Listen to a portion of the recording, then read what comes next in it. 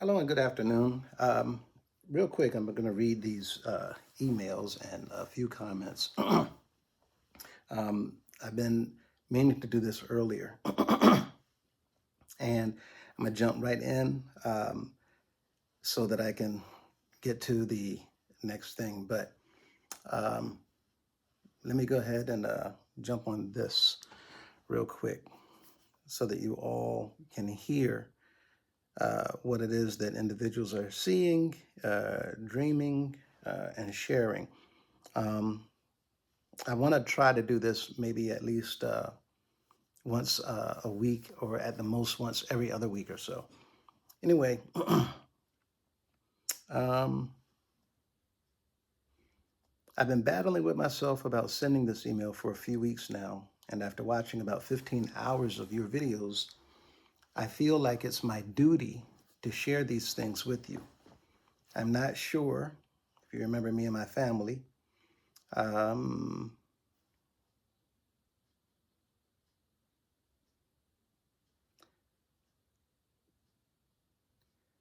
I have a family member who was the leader of a band, and talking about where.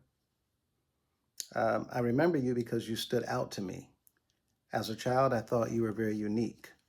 You were different in the way that you acted in the house of prayer. It was very unusual to me because you were so serious about the way things were done. As I grew older, I now understand that you acted the way that everyone should whenever they're trying to please God. I stopped attending the UHOP towards the end of. There was no specific reason at the time, but I believe that I just lost interest. There were so many things that I saw as a child and also heard from others that I just didn't understand. As time had passed and I educated myself in the scriptures and things became much clearer, but there was still a bit of doubt in my mind about the United House of Prayer and whether it was right. When I ran into your videos, you finally gave me the answers I've been looking for. I remember as a child my parents complaining about certain pastors getting caught doing unspeakable things. Things like cheating on their wives, domestic abuse, some even getting caught in acts with the same gender. These were things that everyone knew about, and it was not up for dispute. My parents would always say, Addie is going to make a change during council in Charlotte. Most people would show up for council on Monday simply looking forward to major changes that needed to be made due to some of the horrible things these pastors were doing. I can remember as a child, the roll call would start and they would get to a house where everyone knew the pastor was doing wrong. And you'd hear the council yell loudly, "No change." People would begin to mumble and everybody would look confused. After watching your videos, I now understand why changes were never made. My doubt in the United House of Prayer started when one of the bishops passed away. Um, they said that their doubt started when Bishop Madison passed away. There was a preacher named Apostle Taylor who was doing similar work like you were. He was amazing at recruiting members and reaching people outside of the House of Prayer. There were only two men in the United House of Prayer who was looked at as golden boys. And what I mean by that is someone who was loved enough by the people almost as much as the leader. I still have never seen any minister in the United House of Prayer do what you and Taylor were able to do. No one would say it out loud, but a large percentage of the House of Prayer membership was looking towards Apostle Taylor as the next leader. So when he was killed in such an unusual way, a lot of people's antennas went up, including mine. The reason I was skeptical about how Apostle Taylor was killed is a conversation my grandmother had. My grandmother um, was best friends with someone. They used to talk almost every day. One day I was spending a weekend with my grandmother, and she happened to be cooking in the kitchen. The phone rang. My grandmother didn't have a cell phone, but she did have the wireless house phone that had an intercom on it. She told me to press the intercom button to answer it while she cooked. I pressed it and sat down on the couch and continued to watch TV. The person on the line, while talking with the mother of the former bishop, did not know I was there and that she was on speakerphone with friends. They talked for about 10 minutes. Then she said something I will never forget. Hey, you know my son is going to be the next man. When she said that, you could see how uncomfortable it made my grandmother. My grandmother responded by saying, we don't know who it's going to be. That's God's will. Then they said, the mother of this former bishop said, well, it's already done. I remember the anger on my grandmother's face, and her next words were, well, I got to go because I have this food on the stove.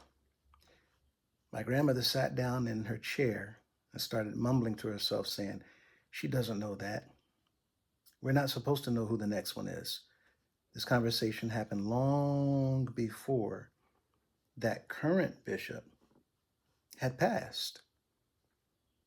So how is it that they would know who the next one is, and what do they mean by it's already done?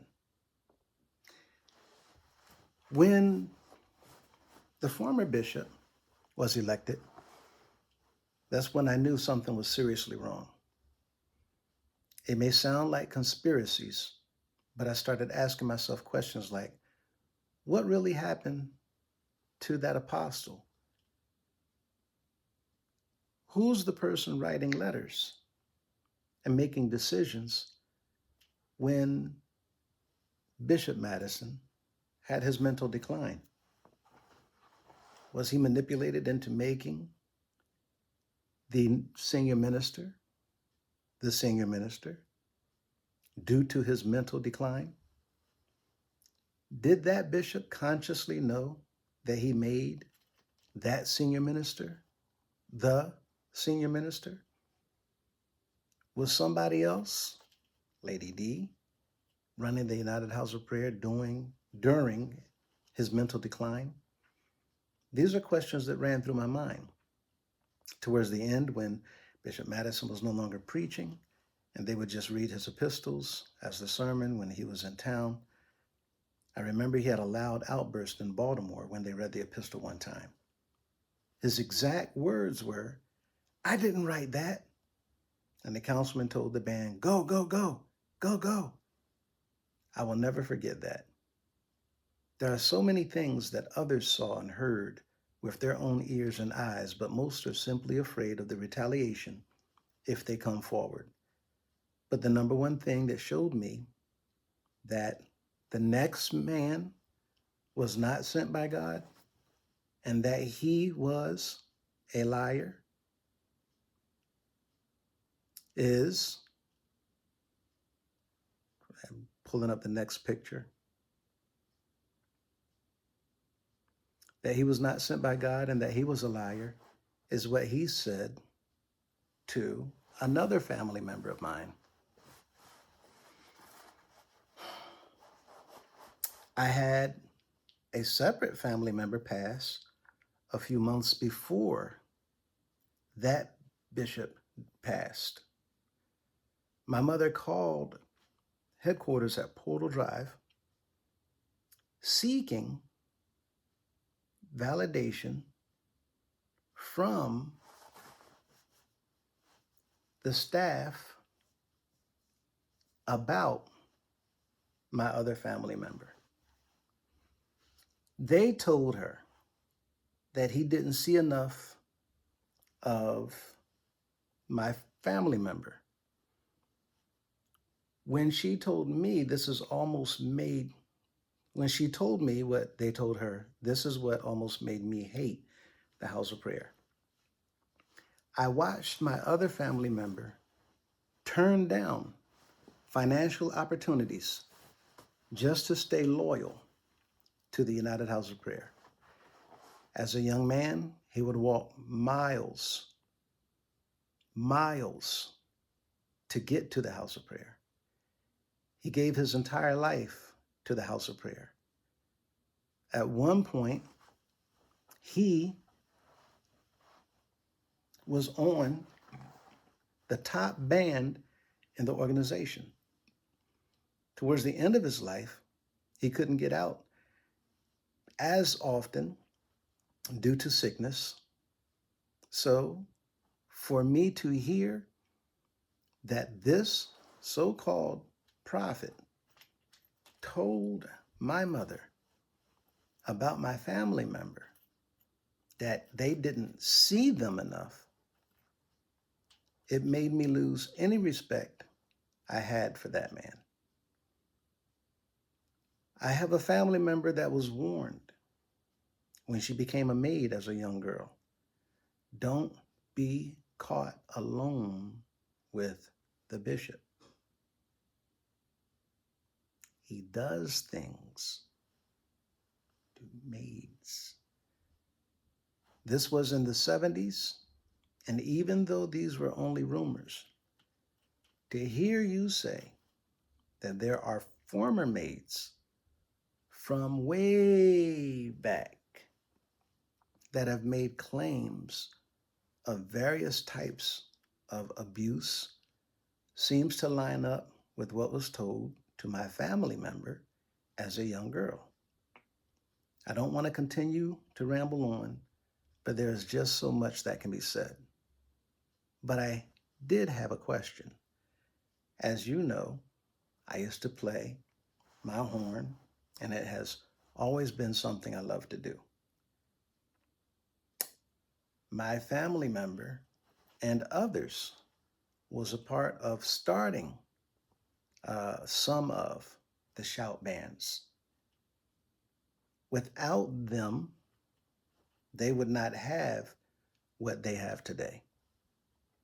So it is something that has always been a part of my family, like so many others. I'm still a member, but I no longer attend. I've been wanting to go back just to play my horn, but I ask myself, is that even possible? Can I go out there and join a band and not be a part of the corruption that's going on? I know that's not possible. Is this something I just need to move on from, which I'm completely okay with? Or do you think the House of Prayer will ever change into an organization that will truly worship the Most High? Is there a plan that ends with former members returning to a truly holy organization? Or is this simply exposing the corruption and hoping that others will leave as well? Thank you for your time, and I have nothing but love for you and your family. To answer that question, I've said for individual band members and choir members that are singing or playing, if you are doing what you're doing simply because of your love for what you're doing, that's it's okay as long as within you are portraying your thoughts to the Lord, to God, and to Jesus, and pouring out of yourself while praying and meditating on your service to them with the hopes of drowning out what other spiritual things are being done through the music coming from others.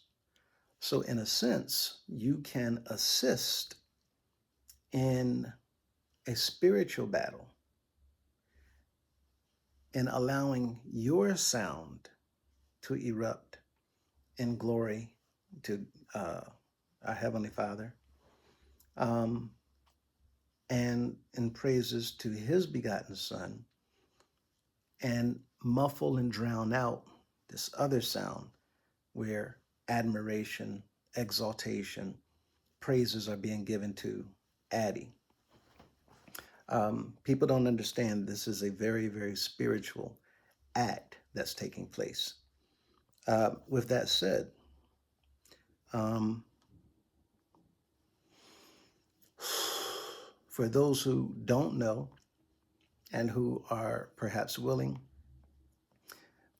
in joining in any of the services, especially where Addie is present, Mr. Cunningham, you're actually supporting his cause and joining in and attending and partaking and participating and cooperating. You're actually supporting his effort to appear as if the people are still with him, the people are still supporting him, the people are still behind him. It still gives an impression, especially on video. That's what's important to him because it has to look like everything is fine despite what it is that we're doing. So if you choose, despite the things that's taking place, to be there, then just make sure that you're praying and focusing all of your efforts of giving anything on our Heavenly Father and His begotten Son, and not on Mr. Cunningham or anybody else up in that front. The next one.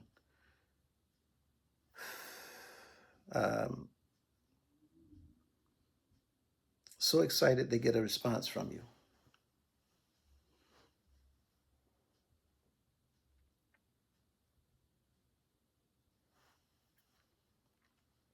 Um,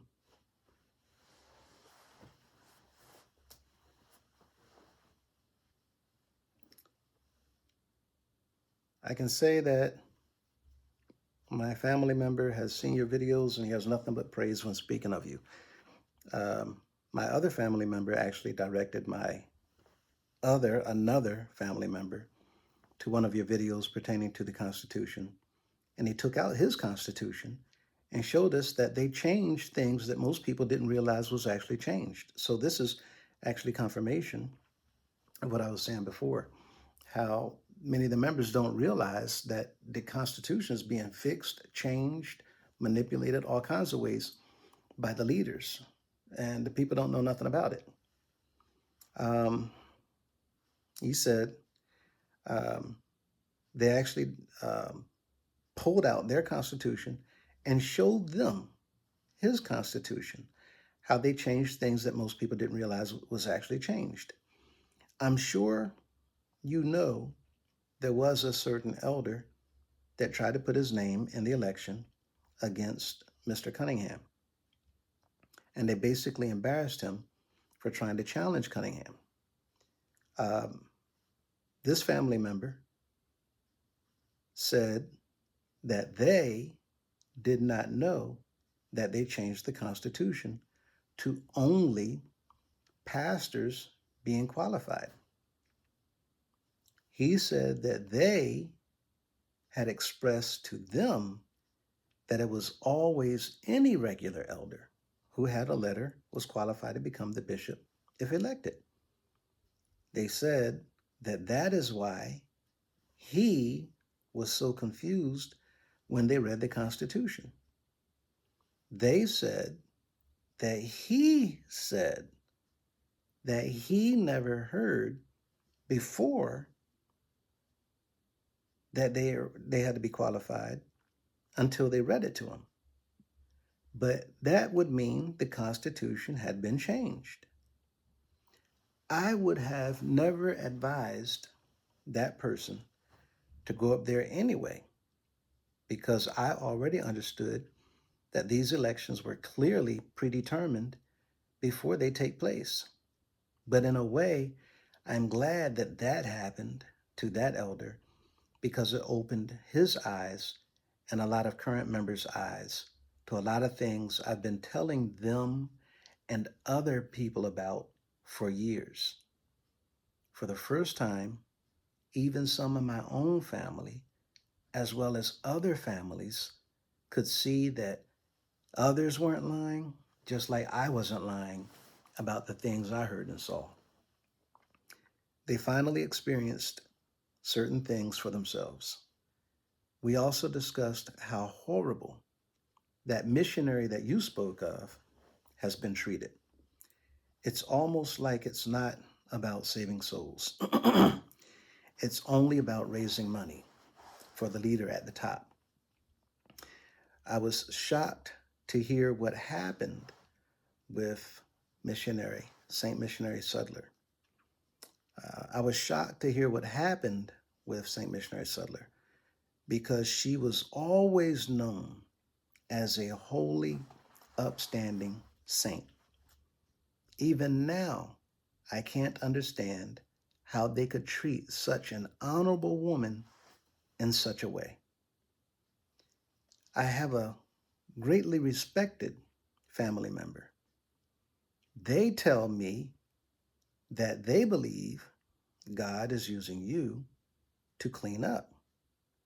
Every time we discuss the videos, they always say, Lewis knows that Bible. I can tell you that there are also others and many in various positions who have watched your videos and actually agree with what you're doing. Most are fearful of speaking out because they know that there are those on council, even around and above, that will do what they can to remove them from their titles or their positions. But you have no idea how many current active members support what you are doing. I have no problem with you at all sharing my email or experiences.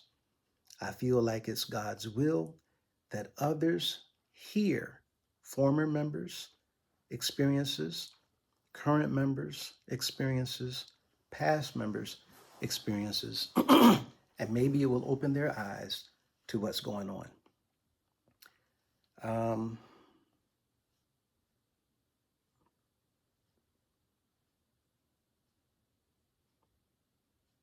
I have a couple of family members that are still doing some things within the organization, and I know of several that are deeply involved, but they also are in full support of what you're doing.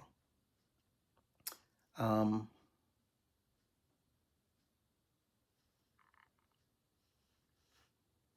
but yes, I would love for anyone to hear my testimony. I'm praying that the day comes where we can freely voice our discomfort without worrying about retaliation from the General Counsel or others. So if you can share my testimony and experiences, then please tell it to all. People need to know the truth about the horrible things and people they have been supporting. The horrible things and people that they have been supporting. Once again, thank you so much for responding. And remember, you not only have support from former members, but you have support from current active members as well. Please stay strong and continue this fight. We are behind you and we support you. Your brother in Christ. um, first of all, thank you so very much for those two emails. There are people that are in support. There are people that's waiting. There are people that's watching. There are people that's observing. There's people who's very, very much active. There's people who's deeply involved in quite a few very high positions. There's people scattered throughout the organization. I cannot stress this enough that many people all over the place do not like what's happened, do not like what's going on. Some of those people feel like they're too invested, and they can't really come forward. But they like what's happening because at least if they can't do anything to stop what's taking place, they see something else is brewing that will stop all of this stuff that's taking place that they don't like. They don't like being a part of it. They don't have the knack for it. They don't like their names being involved in it. They don't like having a hand in it. They don't like the little that they played in their part. They don't like being held because if stuff happens, then people are going to retaliate against them. But there are people that are in various positions all over the organization who completely are 100% behind and in support of what it is that we're doing. Um, there's another email. I'll just read through this as well and add a comment at the end.